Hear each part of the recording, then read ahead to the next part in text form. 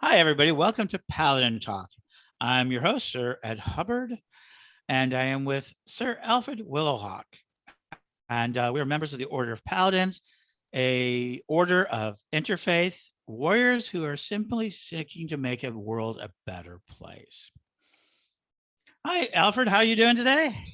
I'm doing fantastic, Ed. Thank you so much for having me on the show. I'm excited about the seeing where all this goes, and it's a great day here in West Plains, Missouri. Actually, And to get started, if you want to find out more about the Order of Paladins, go to orderofpaladins.org and you can find out more about it. And really quick, just give you a quick rundown. It is the Order of Paladins. It is under the 501c3 jurisdiction of the Corellian tradition, but it is also an organization that is independent and has many members from many different faiths across the Wiccan pagan world. And what we do is we seek to make the world better. And that's why we're talking to Alfred today, Sir Alfred. SER. Let me go ahead and give you one more piece of information. We use the term SEER, SER, because it is non binary, non normative communication. So everybody in the Paladins are called Sir. SER, so we can go ahead and, it is open to everybody. And we have everybody across the board. We have about 40 members currently, and we're growing. But the most important thing is we do actual real activities, and we can talk later about some of the things we've done. But we're going to get talking about to Sir Alfred here about White Raven Church and its retreat center and how it's going to play in the future of our organization. Um, well, why don't you describe yourself first, Alfred, so people can know who you are? okay. So as you have stated, I'm Sir Alfred of House White Raven, of the Paladin organization. White Raven Church and Tradition is a progressive, inclusive church and retreat center in the middle of the country, West Plains, Missouri. Personally, I am a third degree traditional priest, as well as ordained through the Assembly of God and a few other organizations. I have a master's in psychology, currently working on a PhD in psychology, which will be done hopefully in the next 6 months or so. We operate our organization, as I said, as an inclusive, progressive group. We have individuals of many different faiths. It's one of the things that was so exciting to us about joining the Paladins early on, is that as a organization that does not focus on any particular gender or particular faith, that we felt that the Paladins and us were actually working symbiotically, and hence why we created House White Raven. You can get more information on the White Raven Retreat Center by going to whiteravenretreat.com. And that also the White Raven Church, you can hit both from here, which is whiteraven.org, WITERAYVN.org. I've been in the pagan world for over 25 years myself. Our organization has been through many iterations. It has grown to such a point to where in 2019 we became our own independent 501c3, working with the Corellian nativist movement and other churches as well. So I hope that answers your question, Ed. I think it does a great job of answering it. And it is interesting that people don't understand that there is a need for cooperation. So let me put my microphone more correctly. Mhm. So let us talk about one thing. So one of the things I think people don't understand, the Paladins are not looking for sustainability. We're looking for resilience. And for me, resilience means to be able to deal with whatever comes your way. Mhm. How about yourself? I agree. Resilience is a really good word, because sustainability, whenever you think of sustainability at this point, you think about the zombie apocalypse or some Armageddon kind of scenario. And when you think about resilience, it means that the ability to handle changes, whether they're dramatic changes or not so dramatic changes, and to be able to live in a way that is conducive to your, not only your survival, but to your ability to thrive in whatever environment that you're in. And there are a lot of things that are part of that, which I'll bet we're going to get to. So, Absolutely. But I do think that people understand sustainability, the idea of being off the grid and sustainable, isn't really possible. And then there's a lot of reasons not to be there. You're talking about medications. We're talking about, we love the things like even talking to you today. We are, we utilize technology and we want to create it more resilient and more useful. And I think one of the big things is, one of the big things is that when you came in, it was three gates mystery school. Three Gates Gathering and Mystery School. Yep. Right. And you were one of the first people we were starting to do. We did the Corellian tradition that the Paladins did something very important, and it worked with you, and you worked with Pagan Unity Festival at the time. You combined these two festivals, and we were able to host that online because we have a lot of IT people in the Paladins, and that was one of the first things. So that was a sign of not sustainability but resilience. We were not going to let that go down. And while it was not what everybody wanted, it was one of the first festivals out of the run, and was able to save that. Now and so that next year when you go back to a more live event, you have this sort of history, and we've done it for a little bit, and you've been doing it on your own. But that's a moment of resilience. So that's what we're talking about. We're not looking at, COVID may have been difficult, but it taught us that we didn't have to be sustainable, but we needed to be able to work with each other. Correct. And it was really one of the wonderful things. And of course, last year when you were here for Three Gates Gathering, we did it in a hybrid fashion, and that there were Paladins that assisted us and to make that happen because we needed more hands. And we had people from all over the country, all over the North America, as you know, is that we had individuals as far away as Vancouver, Canada, who were part of the IT infrastructure that ran that festival. We had some Corellian individuals that had come, But you some also other had Paladins. and you had David, I believe, Yes, that's correct. and we Rowan. and Rowan, and and we had Willow, and of course we had Chad, Sir Chad from here within the Paladins to work with us, and we created a resilient festival. There weren't a huge number of people here locally, but we had well over 200 people that clued in all during that festival. But without resilience, we can't operate. I think that's really an important distinction. It's one of the things I love about the Paladins is that we are developing resilience, which basically, if you think about it, it means being able to handle a situation effectively to the highest level of competence of the individuals involved. So I do have a belief, and that is one of the things that I think we've incorporated, is that everybody says that when crisis strikes, everybody rises to their highest self. I disagree. So when you come into crisis, you come to the highest degree for which you are trained for. Yes. And so that's what so if you want to become a part of the Paladins, you can go to orderofpaladins.org. We have a group there on Pagan World, and you can join, and you can go through any number of groups. There are a number of people who are involved. And yes, and everybody says, oh, but isn't that like Dudley Do Right? And isn't that D&D? But no. And sometimes I'll explain where the Paladins come from. It's been my lifelong quest. And I'm so grateful for so many people there. And now we're going to start to talk about getting the next step. And why don't you talk a little bit about White Raven Retreat and the church and the land? Why don't you give us some description of that? Okay, so if you look at the picture behind us, that's actually a picture from a couple of years ago. We were on a 5-acre property in southern Missouri. When we got here, it was one of those rent-to-own properties with an absentee landlord, so you can imagine what kind of shape it was in. There was garbage everywhere. There were all kinds of things that we had to deal with.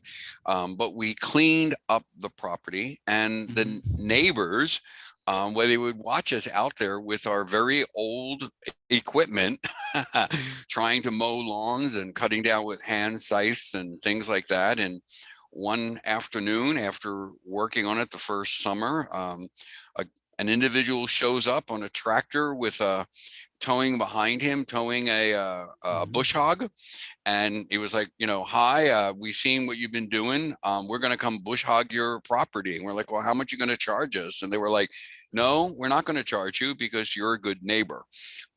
So we established early on that even though we are pagans, that we are just like they are in terms of our care for the land. So this 5-acre property now, as you can see behind us, that is actually our herbal labyrinth. There are a lot of flowers in that labyrinth. We have a sacred circle. We have shrines to different deific manifestations. We have things that are involved with Celtic and Greek and also African deities. And the reason is because we are, again, a inclusive progressive church. So people follow their own path. We give them the space. The other thing that we have here is that we have gardens where we grow a lot of our own food organically. We have this year, we're doing no-till gardens because it is more useful and friendly to the land. And we've had quite a bit of success on that. About 80% of the vegetables that we eat during season come from the land. We also have over 30 chickens that we have eggs, and we actually sell some of those eggs in the public at $2.50 a dozen for our free range eggs. And all of these things operate in a way that is resilient. We have 27 beds on property right now, as well as 40 campsites that people can come and camp and spend time, work the land, or learn from us. We teach a lot of these techniques. We have all of our herb gardens, and that we help individuals to understand the way that the herbs work. There's a good associate of mine who makes a really good point, is that if you're going to use, let's just talk about kitchen herbs. If you're going to use oregano and garlic and sage and thyme and rosemary and all of these different herbs, instead of buying them at the store, why don't you grow them in your own pots? I mean, it's easy to do. And that's some of the things that we teach. We teach you how to grow and how to utilize the things that are available, as well as currently we work with the Missouri Department of Conservation. We have over 30 fruit trees, most of which came from them. There are fruit trees of indigenous fruits that have been lost in Missouri, as well as some others, and they grow like crazy. A funny story is that we had gotten a single elderberry bush from them 6 years ago, and now we're giving out shoots of elderberries all over the place because the elderberries are native to here, even though they hadn't been seen in many years. And so that we are returning that to the land where they're used to. And now we make elderberry syrup, elderberry wine, elderberry in pies, elderberry. And that's another thing about resilience, is that we have to understand that you utilize what is available. Right. We, in our sacred fire pit, we have a large sacred circle, which holds over 100 people. And we have a sacred fire pit that can do about 70 people. But we take down the diseased trees. We take down trees that are interfering with other trees. Last year, we realized that the pine tree that we had in one area was so close and had grown so big, it was interfering with the two, what we have figured out to be, according to conservation, close to 70-year-old apple trees that are on the property. Because at one time there was an apple orchard, a small apple orchard here, and they were interfering with those two trees' ability to function. And so we were talking to the city and the local co-op, who was doing some branch clearing from some of the electric wires, and they were like, hey, you want us to come and trim that tree for you? And they came over, trimmed the tree for us, then we chopped up the wood and we use the wood in our wood burning stove. All of these things are part of what the White Raven Retreat Center does. The other part of the White Raven Retreat Center is that it's a place where people can go for spiritual renewal. that people will come and they'll spend a weekend or a week, and they may join us for kirtan. We do some kirtan. We do some meditation techniques. We teach mindfulness meditation. We also teach different healing modalities for people. Um, and we train people to do their own research in terms of medicinal herbs, because of course we don't recommend or create for people because that's illegal in the United States. However, we can show people what they can do themselves. All of these things are to assist us in being resilient and to be able to function when things get difficult. During COVID, a lot of individuals were in difficulty here in West Plains, especially during the major part of the lockdown when even the grocery stores were locked down. But we have a relationship with the local Amish community where we buy bulk supplies of flour, beans, so on and so forth. And what we ended up doing is, again, resiliently, right, using that term, using the tools we have through Facebook and other electronic medium, we were part of a group of individuals that were trying to see what people had to share. And we said, well, we've got eggs, we've got flour, we've got yeast, we have beans. And we ended up meeting people in parking lots during the lockdown and giving them things. Some of those people, unfortunately, didn't know how to make bread and didn't know how to cook certain things. So we even gave them recipes and how to do it. We made small videos for people to be able to see how we cook chicken. Yeah, believe it or not, some people didn't know how to cook chicken. To them, it was going to Walmart and picking up a fried chicken. But how do I fry chicken? How do I do these things? And so that these are all the things that we work. And the beautiful thing about that is that now in the community here, outside of the main town, there are 20 or so families that barter with each other. Even now, that if you have, there's a central place that we go to, we'll bring clothes or fruit, another person brings firewood, another person brings other things, and it's actually at a convenience store. But outside of the convenience store, they erected an enclosure that we all use, that we drop things off that other people can use. And if you can't get there, there is one other location here.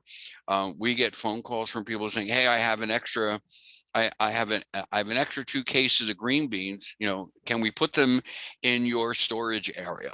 And so we make more room and we add that, and then we give those things out to people. So these are some of the things that we're doing here in White Raven, and also under House White Raven within the Paladins. It's part of our function of being a place of resilience, training, and also of action for individuals, whether you're a Paladin or not.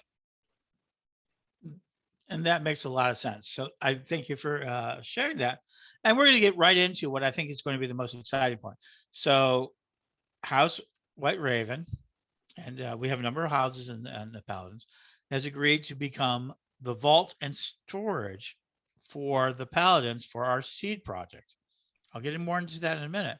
But let's talk about your spacing. So we're not talking about a place right up against the city. You're really out there in the countryside. You're like the edge of civilization, and your internet's so good now. Yeah. And it's actually good because and I will tell you, and I'd like the listeners to really understand this. We are 20 miles outside of town. We're 2 miles off the Arkansas border in the foothills of the Ozarks. So as Ed says, out in the middle of the boonies. Yeah, we're in the middle of the boonies. The edge of civilization, right? Like really, yeah, like yeah, literally. Yeah, literally. And that's very important for what we're about to do, yes. Which makes it a perfect place. So a part of this broadcast, and the Paladins know this, and now more people, if you want to become a Paladin, orderofpaladins.org, you can join us. And it's not an organization that is religious per se, though we are a Gaius organization, meaning we love Mother Earth. If you want to be a Gaius, meaning you are a member of persons who believe in Mother Earth, the Paladins are for you. If you don't think of Gaia as a living organic being who works with us, terrific. We love you, but we are resilient, and we're going to continue to deal with the idea of Gaiaism. And one of the Mhm. things we've committed ourselves to really fast is seed saving. Now, I've been talking about seed saving for a long time, and I really truly believe, I'm telling you this right now, I've been involved with this. I've raised earthworms on an industrial level. I've been involved with the sort of the permaculture. People know me more as Ed the Pagan or more as Sir Ed as for my religious aspect, but actually I'm deeply involved with the permaculture situation. And deep urban. I mean, I'm not. I with the Parliament of World Religion is going to meet in at the McCormick Center. I had a farm literally 3 blocks away, Mhm. raising earthworms, and I'm hoping to get that back there. But most importantly, White Raven Retreat Center, along with the church, along with the Paladins, we're going to form a vault, a seed vault. And so, what is the difference between a seed vault and a seed bank and a seed swap? So a seed swap is where we swap seeds, and we're going to do that at the Parliament of World Religions. And we have one of the great paladins, Paladin Commander Marky Brown or Mark Brown. My God, if you have not looked up Garlic Gateway Farms, you need to do so. Mhm. I mean, when we love going to his seed swap in the early year, We and do.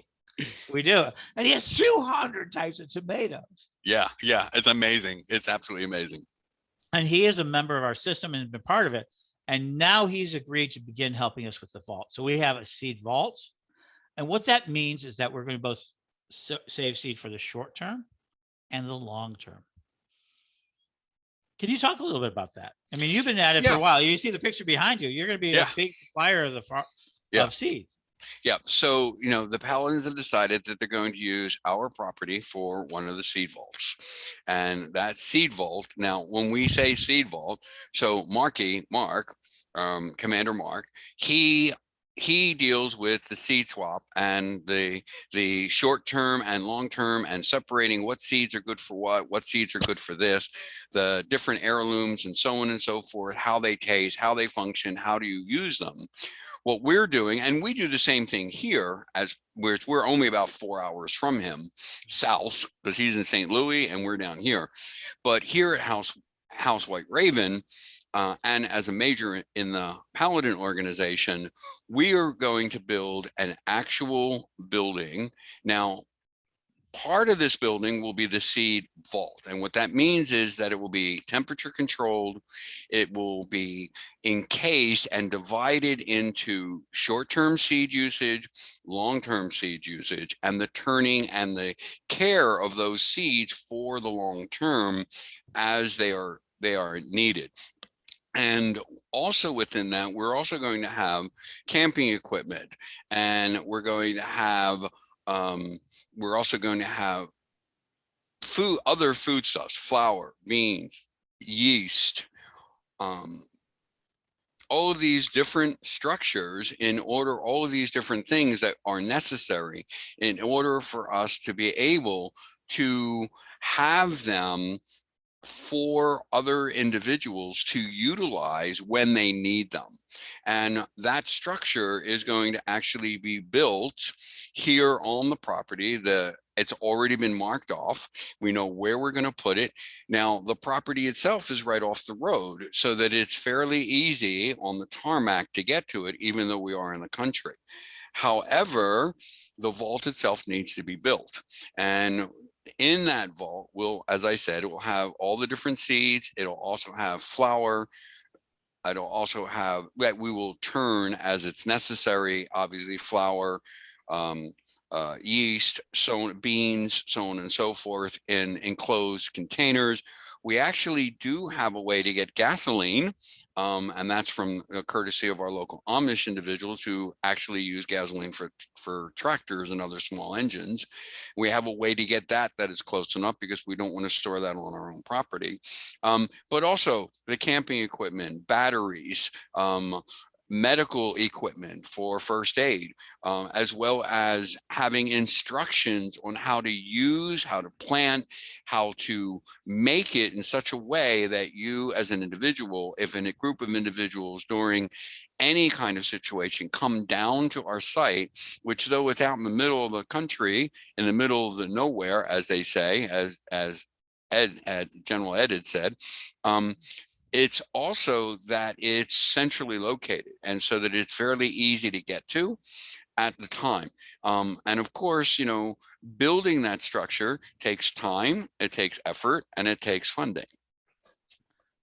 And absolutely, and we're going to continue that process. Now, it's very interesting. We're talking about resilience and that sort of thing. And you are far away, so okay. So let's take an extreme example. We're in the middle of a real war with a nuclear power. Mm-hmm.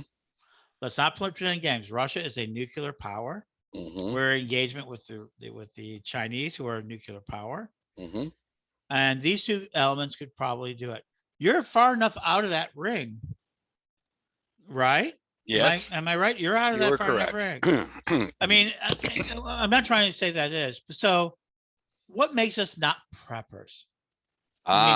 So that's really the question. Everybody goes, well, you're out of the ring of the nuclear weapons. And everybody talks about the nuclear weapons. Why are we not preppers? And we're looking at something different.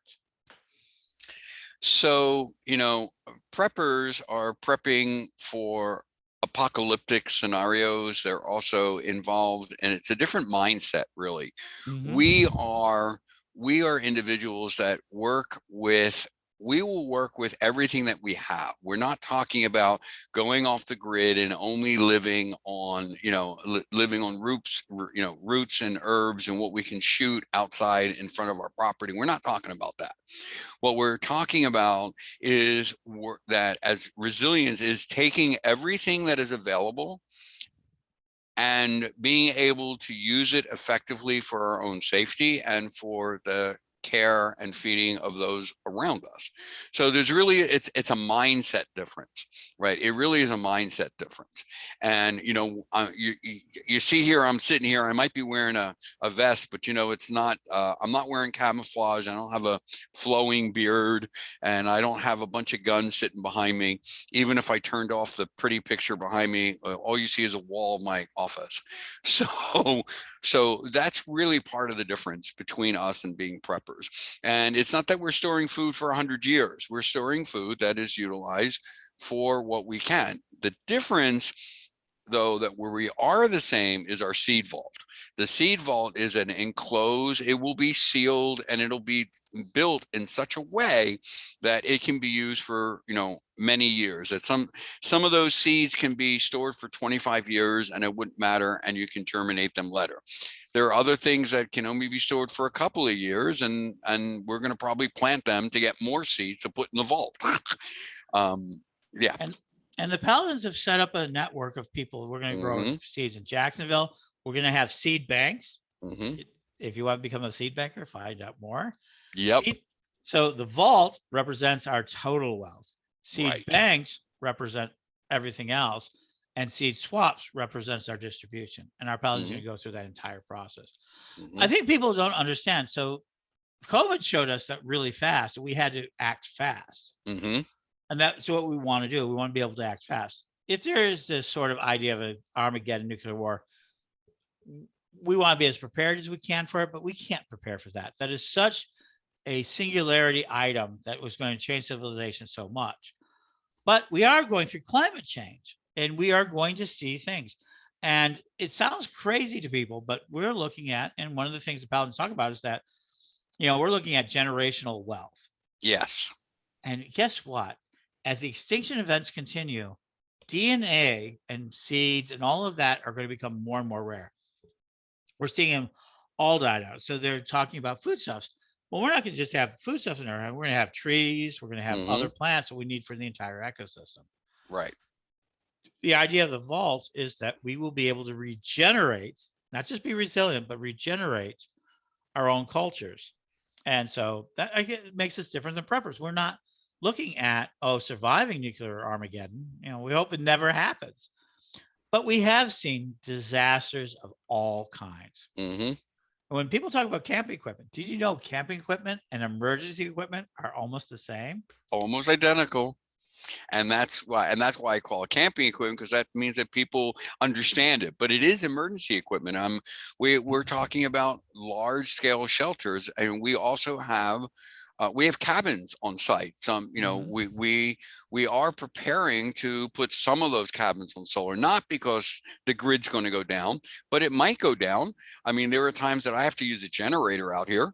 So why shouldn't I also have solar that's also connected to the grid, which is what's available here in Missouri? So that we're really setting up a way that if something happens for a group of individuals or a part of the country around a major city, and then you can come down to White Raven, and if that's the closest one, or Jacksonville, wherever you are, and that you can begin again, or you can survive, but not just survive, but thrive. And Ed, I really appreciate that you mentioned on the trees. That's one of the reasons I mentioned earlier that we have a lot of trees that we got from the Missouri Conservation, and we've planted those trees so that we can have those fruits, persimmons, hickory. There are certain things that we're just missing because of overusage of the land. And so we're helping to return the land to a more natural, resilient state. A lot of the things that were runoff in our particular community, we have certain trees that we planted in certain areas on our property to assist in erosion control because they were interfering with the road. But the conservation department were the one that said, hey, would you do us a favor and plant these trees over here that we're giving you? We'll give you 25 of these if you plant 8 of them here. And I was like, well, yeah, of course we'll plant 8 of them there. When the electric company takes down poles that have gotten ruined, they cut those poles up and bring them to us so that we can use them for footers for other properties. We even have a whole pile of mulch that we got specifically from the city. So I just want people to really understand that as Paladins, as a Paladin organization, we work with our local community, our government community. That's what we're not raising a flag against the government. We're not doing that. What we're doing is that we're working within the system, and we're open for everyone to use.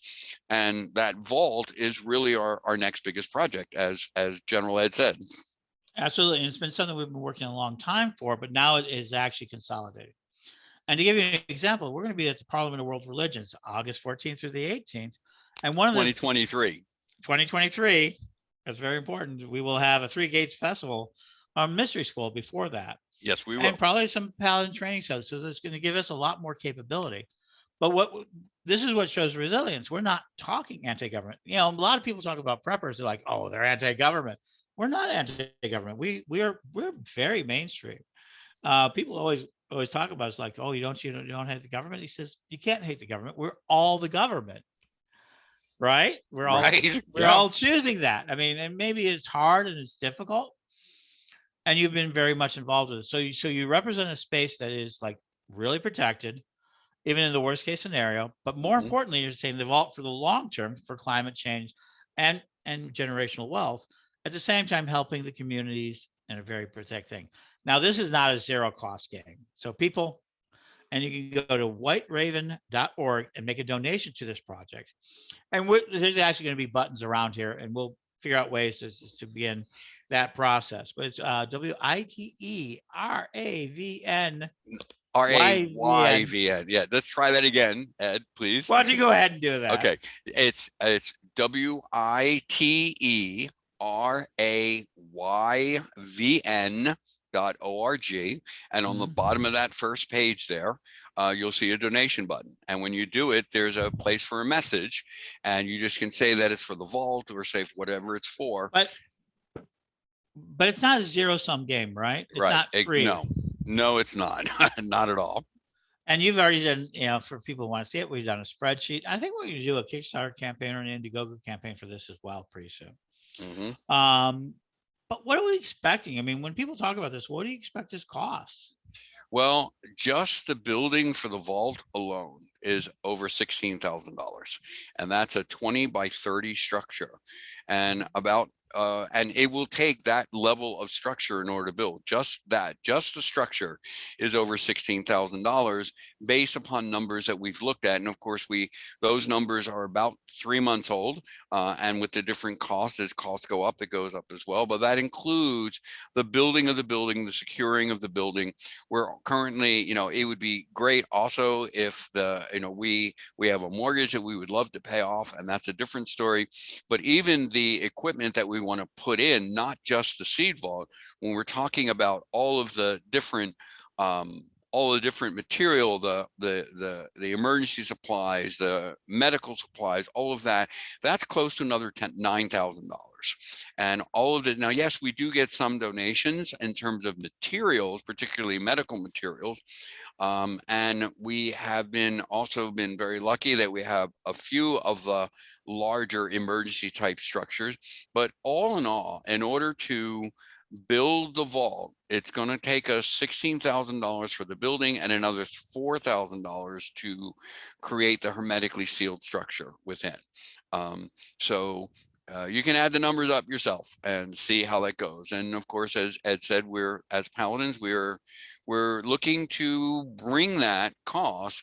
And it isn't just for us, right? It's that's one of the reasons I talk so much about what we're already doing in our local community and how we're helping.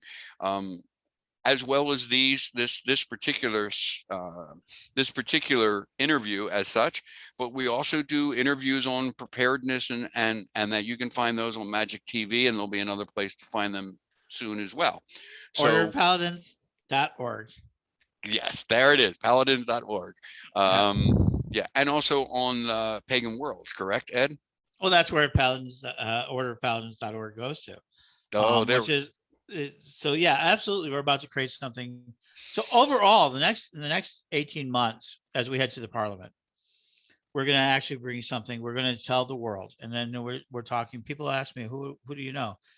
I know Dr. Shiva Viandana. We know Mark Brown, who's like, if you don't know Mark Brown, look him up. He's been a big member organization. We have lots of people around who are ready for this. Starhawk and such. So this is an idea that we're going to see more develop over the next 18 months. None of this happens quickly unless crisis modes lead and we're able to react. That's one of the things we are, but we believe in this idea ultimately of resilience, long-term strategy. So Sir Alfred and I have a concept in mind, is that we plant trees that we will never see the shade of. Right? Exactly. Yeah. So we're at this point where we want to see the next generations do well. And I'm really very grateful for that. So we're talking $20,000 right now. Mm-hmm. And, we'll probably do earthworms. We'll do other things. So the first step is $20,000. And we'll see ways of doing it. But at the same time, we'll be able to provide, let's talk about the benefit of that.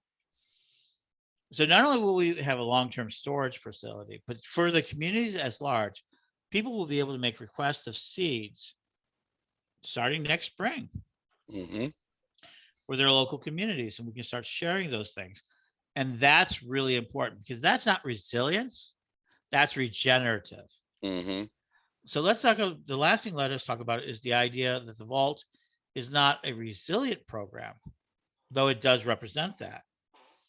But it is also a regenerative program in case of, let's say, the worst case scenarios, desertification, which we're seeing a problem, the loss of water, we're seeing problems of. We're seeing a lot of different crises that are coming out of climate change, heat and everything else. The idea of the vault is to be regenerative. And on your property, you also have greenhouses.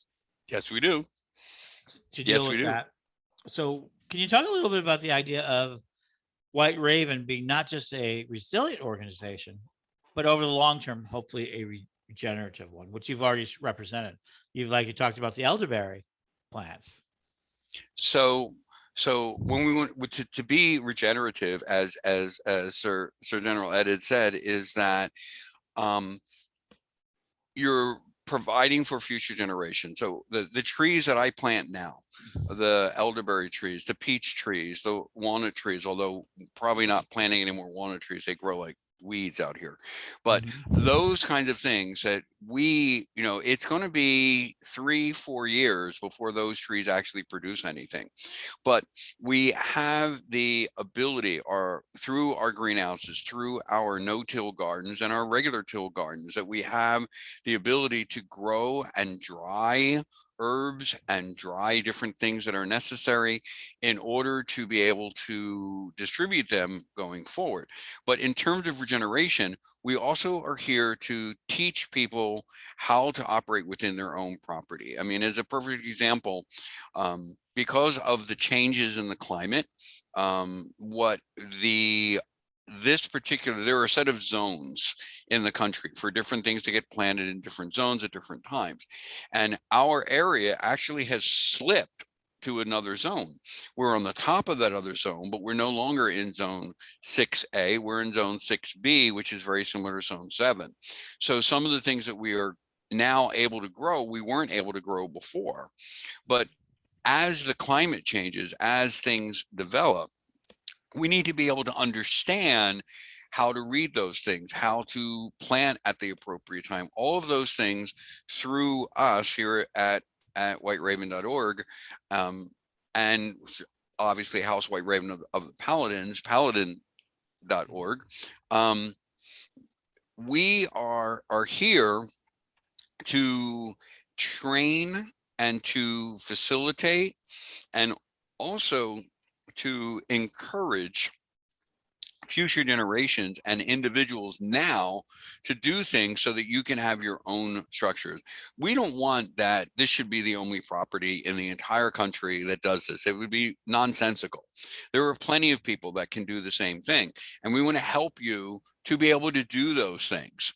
And we want to have this as not as a showcase, like a like a franchise. Showcase. Well, okay, a showcase, but not like a franchise showcase, although you'll probably disagree with me, Ed.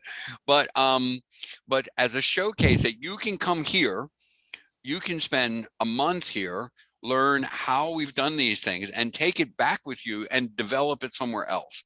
No, I agree with that.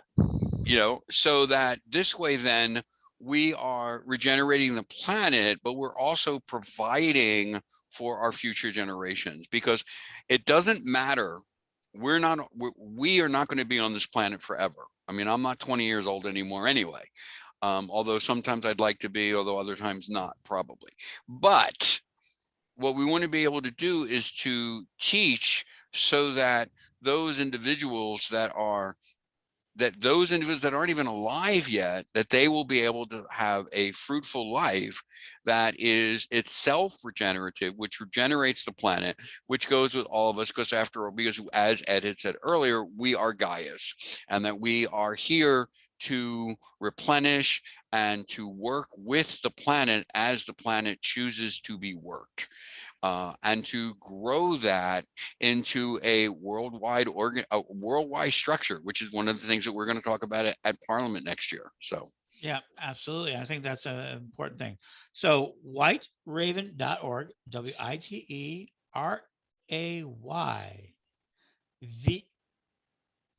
Am I getting that right? Yep, you got it right. WITERAYVN.org. And we'll start talking more about this training in this program. But today we're announcing the idea that we're going to begin a vault. And people go, I've heard that before. Yes, Iceland has a vault for saving the things. And I think that in the United States, we couldn't ask better for a place of West Plains, Missouri, right?